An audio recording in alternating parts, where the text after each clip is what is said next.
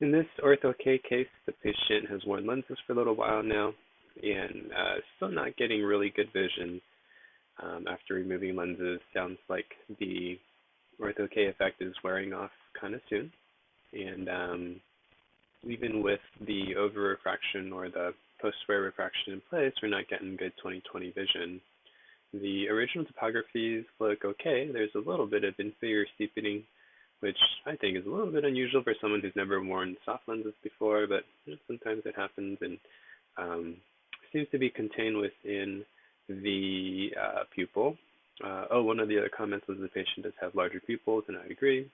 Pretty good sized pupil there behind the topographer. Left eye, you can see also a little bit of inferior steepening. That said, I would actually try a GSIM lens with this patient.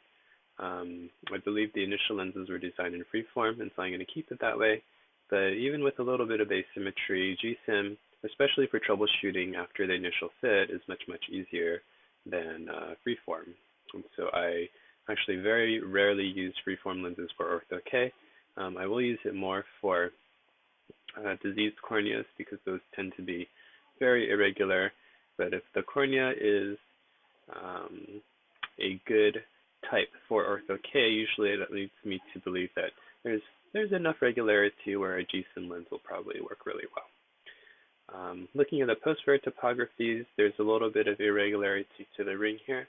Left eye looks a little more solid. There is a little bit of cylinder. The patient's prescription was around a -2, -1, so about 1/3 of the prescription is cylindrical, and I wouldn't be surprised if the patient has some residual cylinder that's symptomatic. So one thing that one establish is that adding that diopter still does not improve vision. If it does improve the vision, then we may look into doing a toric optic zone for the patient to see if we can mold out some of that cylinder. We may not get all of it, but getting rid of some of it may help. With the irregular curve here, I would be inclined to let this patient wear the lenses for a little bit longer and see where our endpoint ends up. There's always a concern when, even with the post-wear refraction in place, the patient is not seeing 20/20. Oftentimes what I do in those cases is put the lenses on the patient and make sure that through the lens I can get good 20/20 vision. If best corrected is less than 20/20, then there's some irregular cylinder or maybe unusual dry eye, something going on, and a lot of times that will resolve over time. So what I'll do in this video is kind of show you how I try to handle larger pupils in patients who are having glare, because that might be something we do for this patient later on. My recommended strategy, at least for now, is give it a little time and see where the patient really ends up. Hopefully we can get a more solid acuity endpoint just with the original lenses. So I'm going to bring the lenses up. And we do have a fairly large optic zone right now. And my theory with halos is the point where the tear graft crosses about 20 microns, I think, is where the patient will start to have some blending in the reverse curve, and that in turn causes a halo. So what we want to do is push this point of the graph as far back as possible. And doing a large optic zone helps a little bit, but not a whole lot. I've had some success adding asphericity to the lens, and so we'll do that. On a side note, the patient seemed to be a little bit undercorrected, but this amount of power and demand on a -2 cornea, I think, is plenty. And that's another reason why I would recommend waiting just a little bit longer to see if the patient really stabilizes with undercorrection. So over time, that may mold itself out. So right now our demand is 3.88, and if we look here, the graph crosses at about 3.55 millimeters. So if we go into the S factor and add in, I usually like to do plus 0.2. It gives us a good effect without changing the lens too much.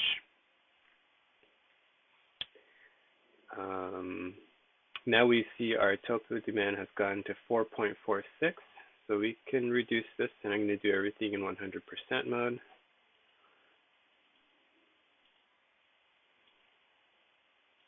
And we just want to get back to our original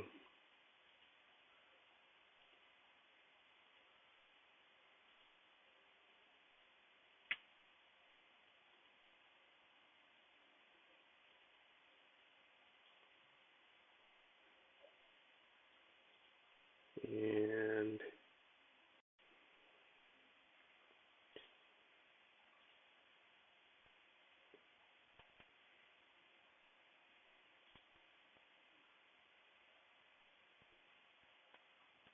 okay, so it looks like we're going to be 0.05 different from the original 3.88.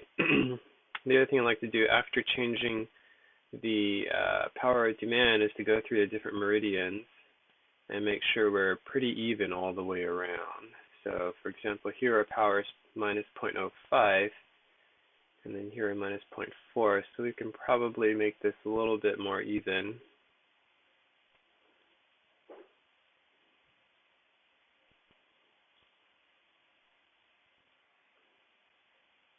And looks like I'm going the wrong way there.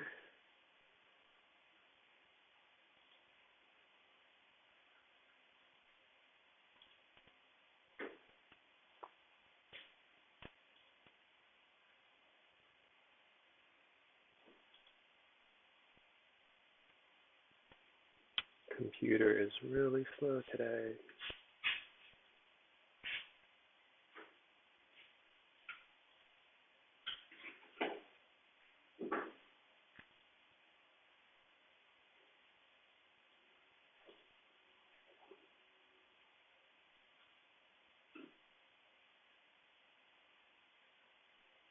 Okay, so that's a little bit closer. We can change this one a fair amount as well.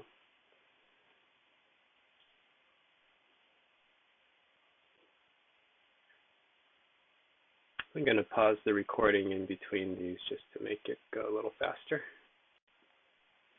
Okay, so I've gone through each of the meridians, and now our power is more uniform, going around pretty close to 0.05 minus 0.05. In doing so, though, you'll notice that our topo demand has kind of deviated from target 3.88. So I'm going to go back to 100% mode, and we're going to reduce this and get back closer to 3.88. And then again, we're going to go through the different meridians and make sure we're pretty uniform. I think sometimes you have to go back and forth a couple times, but right now that looks pretty good. So we're about even all the way around. We're at the original topo demand. And if you look at the graph where it crosses the 20 micron line, now we're out about 4.3.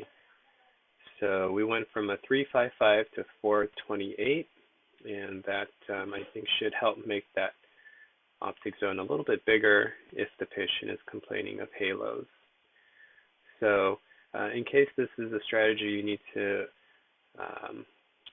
employ later on, then that's what I would do. In the meantime, I would try to sit tight and see where the patient's vision really ends up and try to get a more solid acuity endpoint before making some changes. So hopefully this helps, and good luck with the patient.